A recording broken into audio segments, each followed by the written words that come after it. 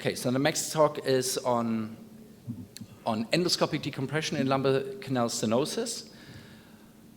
So we know, spinal stenosis is such a common pathology. So many patients, especially elderly patients, 60, 70, 80 years, are suffering from this aging population. So we are seeing so many of these cases.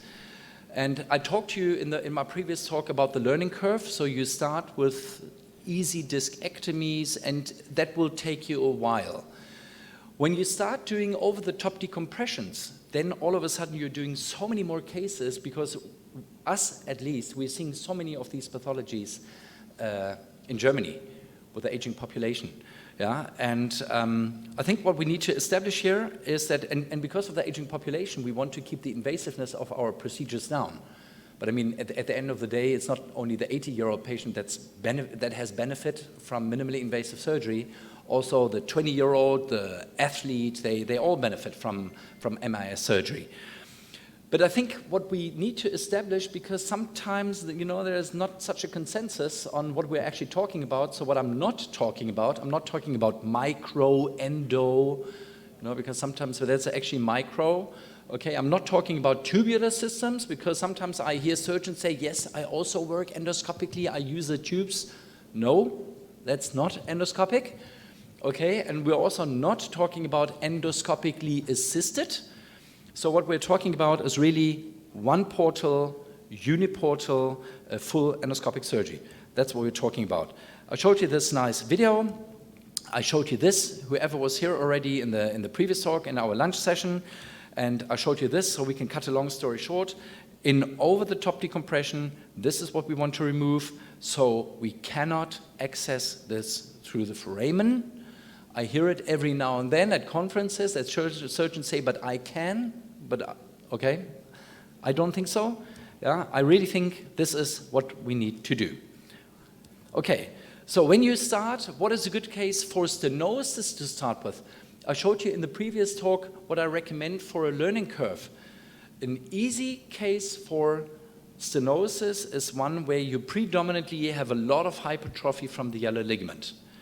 The ones with a lot of compression from the bone are more difficult and much more demanding, okay? So hypertrophy of the yellow ligament is easier, but please remember, it doesn't mean that the surgery is easy.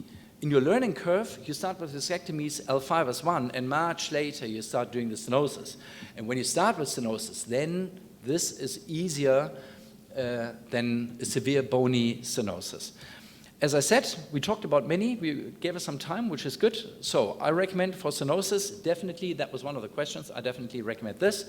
We talked about this already. We can open up the operating table. Okay, so a lot of the stuff now, because I'm doing one talk after the other, you've seen that already. Okay, we need to decompress the spinal canal, but at least that saves us some time. I showed you this already too. This, you haven't seen it. You can see perfect visualization.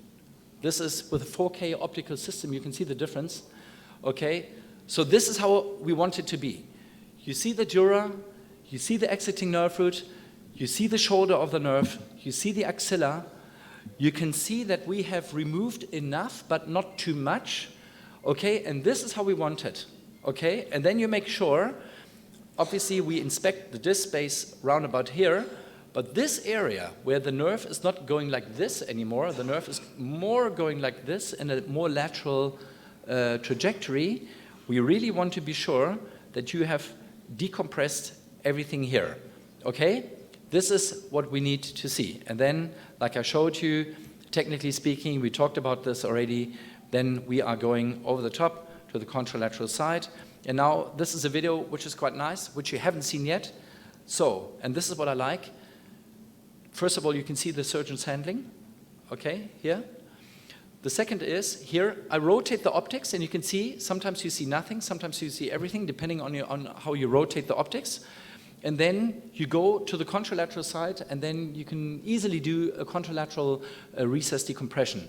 Okay, I like to use the bipolar. You can shrink soft tissue so that you can see stuff.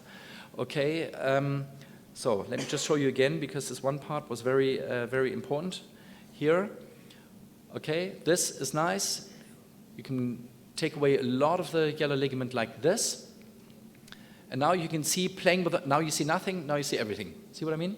Simply by rotating the optics, and this is what you do. We don't have that much time, but just to mention it, synovial cysts pretty much fall into this category of stenosis and decompression. And technically speaking, it's absolutely not a problem to do those. We face similar difficulties because we all know sometimes they can be very adhesive, and then we have to find a layer between the dura and the cyst, a safe layer, so that we can remove the cyst. What's also important to note is, just puncturing the cyst, I don't believe in that. You really have to fully remove the cyst, and you have to remove the cyst all the way caudally and all the way cranially, because if you leave parts of the cyst, there's a high risk of recurrence, okay? But technically speaking, you can do that also very well. Patients in our unit, we do all of these procedures under general anesthesia. The patients will not get any muscle relaxants, so if there is a motor response, you will see that. But we do give general anesthesia simply because, I don't know, if I was a patient, simply sleep for whatever, 30 minutes, 60 minutes. Yeah, it's much more comfortable for the patient. It's also comfortable for you in case you have problems, or in case surgeries are difficult, then you know that the patient is watching, and so better if the patient just sleeps. So that's why we're doing all of this under general anesthesia, and the patients must keep absolutely still because there's huge magnification. So even if they just cough and move around, then your whole picture is off. So for a number of reasons, I think it's better if the patient sleeps for a short little while. Technically speaking, in some cases, we did some MRIs after the surgery. So you can see here, technical result. MRI only 48 hours after the surgery, which in the beginning I found surprising because we are using a lot of saline solution for irrigation. And if you do MRIs after microsurgery, you will always find some kind of hematoma here in this access area, okay? And I would have expected to see more of the saline solution, but you don't. You can see within 24, 48 hours, all of the saline solution is being resorbed. And now you can see you get a good technical result. Like I said, making a small skin incision is only part of the truth. It doesn't make sense if then you do a bad surgery inside the spine.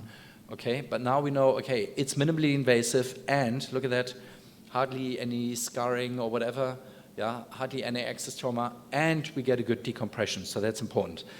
And then you can do the surgeries single level or double level. You can see that it was a L3 to L5, patient 140 kilograms, BMI of 48, and we all know how much fun that is when you do surgeries like that in obese patients in an open technique. With the endoscopic technique, it doesn't really make a difference. You simply advance your scope a little bit more. I'll talk about that later. Okay? And then you can do also 3-level cases, and that was a 4-level over-the-top decompression. See, if you take, it also comes later. So if you take 2 or 2.5 hours for a single level, then that would take you like basically 10 hours. So, so take that for later on when you feel more comfortable, when the operating times go down, then you can also do this. And the advantage is, I think, again, within days, this heals just like this one. I showed you this slide. I like to reiterate this. I showed you this slide. I would like to reiterate this also. And the fact that you're always welcome to visit us or the colleagues from RevoSpine, do one of the courses, lab, like here in this course, like at MISAPCON. Do one of the courses. It will really help you in the beginning.